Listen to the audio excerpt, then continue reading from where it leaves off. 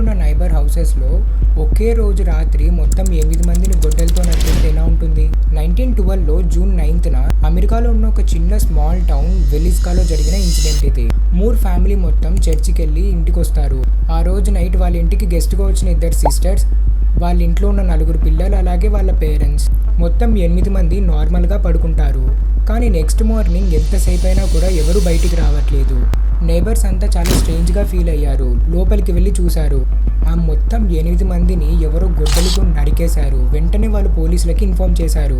పోలీసులు వచ్చి చూస్తే వాళ్ళ ఇన్వెస్టిగేషన్లో తేలింది ఏంటంటే ఆ కిల్లర్ వాళ్ళందరినీ చంపిన తర్వాత ఆ ఇంట్లో కాసేపు ఉన్నాడంట. అంతేకాకుండా ఆ ఇంట్లో ఉన్న మిర్రర్స్ అన్నిటినీ కవర్ చేసేసాడు, విండోస్ క్లోజ్ చేశాడు.